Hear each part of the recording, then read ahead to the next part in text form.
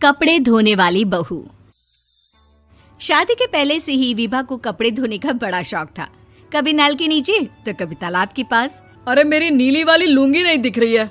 विभा की अम्मा, कहाँ रखी है लुंगी? अरे वो तो विभा ने परसों ही धोकर रखी थी आपकी अलमारी में, देखो वहीं होगी। वो ना मैंने आज धो दी, मुझे लगा कि गंदी हो गई होगी। अरे कैसे गंदी हो गई थी? उसे तो मैंने पहना भी नहीं। हे भगवान, इस लड़की के कपड़े धोने की आदत से परेशान हो गया हूँ मैं। जितना तो घर में राशन नहीं आता, उससे कहीं ज्यादा डिटर्जेंट पाउडर का खर्चा है। इसकी शादी करवा दो, शादी जाए अपने घर में ही करे काम, फिर चाहे घर के कपड़े धोने हो या पूरे गांव के। हाँ ठीक बोल रही हो, देखता हूँ मैं कोई लड़का। वो दिन भी आ जाता है जब विभा को देखने लड़के वाले आ जाते हैं। लड़की मुझे अच्छी लगी। होने वाली सास कहती है, बेटी अगर कुछ पूछना है तो पूछ लो।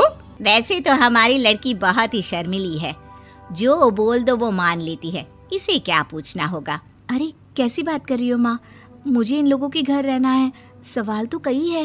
हाँ हाँ बेटा, पूछ लो ना, क्या पूछना है। आप लोगों के घर कपड़े कौन धोता है? सास का मुंह बन जाता है। देखो, अगर तुम ये कहना चाहती हो कि तुम्हें कपड़े धोने नहीं आते तो सुन लो, कपड़े मैं ही धोती हूँ, लेकिन तुम्हारे आ जाने के बाद मैं रुमाल तक नहीं धोऊंगी। अरे चुप रहना भाग्यवान, बहू बेचारी घर आई नहीं, उसे डराना शुरू कर दिया। वो क्या है ना बिटिया, अभी तक तो ये कल्लू की माँ ही धोती थी, लेकिन अब तुम्हारे पापा तो दहेज में वॉशिंग मशीन देंगे ही। तभी विभा की माँ बोल पड़ती है, सवाल भी पूछा तो क्या। वैसे भाई साहब, मशीन की तो फिर भी कपड़े धोने की कैपेसिटी होती है। मतलब जो बिटिया दे रहे हैं ना विभा, इसे कपड़े धोने का बहुत शौक है। ये आप लोगों के क्या, आस पड़ोस गांव मोहल्ले सबके कपड़े धो दे और उफ तक ना करे। बाहर देखा नहीं आपने कितने कपड़े सूख रहे हैं? सब हमारी बिटिया ने ही तो धोए हैं। बस भी करो ना माँ, शर्म आ रही इतनी तारीफ सुनकर। और तो और एक दाग निकाल कर दिखाओ तो मान जाऊँ। हाँ अच्छा, माफ करना बेटा, मैंने गलत समझा। हमें तो रिश्ता बहुत पसंद है। और ऐसे जुड़ जाता है रिश्ता कपड़े धोने का शौक रखने वाली विभा का। उसकी शादी हो जाती है कोयला फैक्ट्री में काम करने वाले कल्लू के साथ। शादी के बाद अचानक विभा चिल्लाती हुई सास के पास आती है। सासू माँ, अरे सासू माँ कहाँ है आप? ये तो धोखा है, धोखा दिया आप लोगों ने मुझे। इसे ससुर के चक्कर के बारे में पता चल गया। अरे तो उसमें तुझे क्यों धोखा मिला है? अरे नल में पानी नहीं आता, कपड़े कैसे कब धुलेंगे? अच्छा, तू पानी नहीं आ रहा उसकी बात कर रही है। तो आपने क्या सोचा? कुछ नहीं।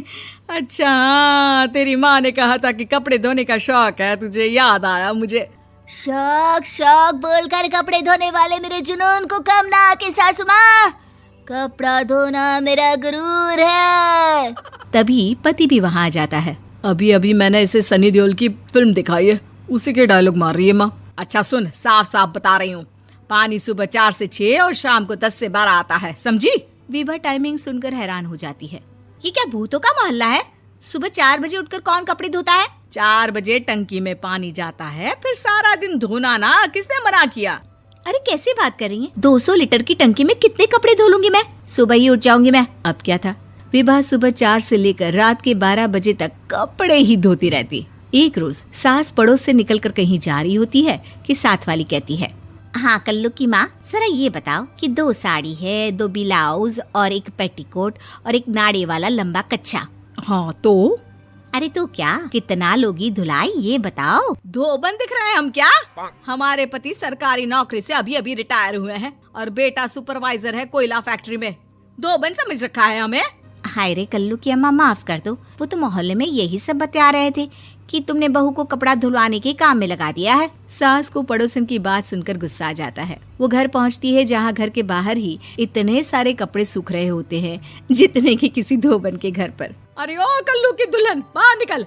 माँ जी यहीं आ जाओ, बाथरूम में चादर धो रहे हैं हम। अरे अभी हम धोते हैं, तुमको बाहर निकलो। ये आस पड़ोस वाले बोल रहे हैं कि हम बहू से कपड़े धुलवा कर उसे कपड़ा धोने वाली बना दिए हैं। अरे छोड़ो ना माँ जी, किन लोगों की बातों में आती हो? आस पास के लोगों का तो काम ही होता है कि वो किसी तरह सास बहू को लड़ा दे। बहू सारे घर के कपड़े धोती है, ये क्या कम है? बोलिए। सास को भी लग जाता है कि वो बहू का ये सनकीपन नहीं छुड़वा सकती, इससे अच्छा है कि खुद ही चुप हो जाए।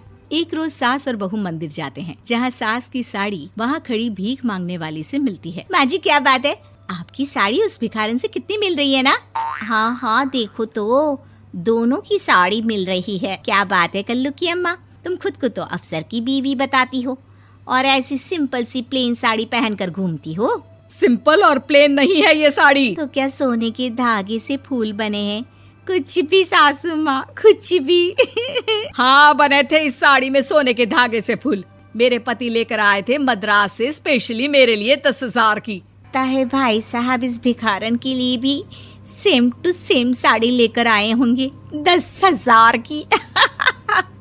सास उस वक्त तो कुछ नहीं कहती, लेकिन बहू के साथ घर आती है और अलमारी से एल्बम निकाल कर लाती है। ये साड़ी देख रही है, ये वही साड़ी है जिसे मैंने अभी पहना था।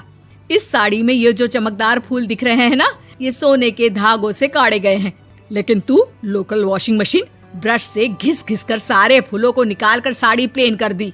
मुझे माफ कर दीजिए सासू माँ। और तो और, जब मैंने तुझे तेरी गलती के लिए कुछ नहीं कहा, लेकिन तूने तो सबके सामने मेरा मजाक ही बना दिया। क्यों? बहू को समझ में आ जाता है कि अब से उसका कपड़े धोना बंद।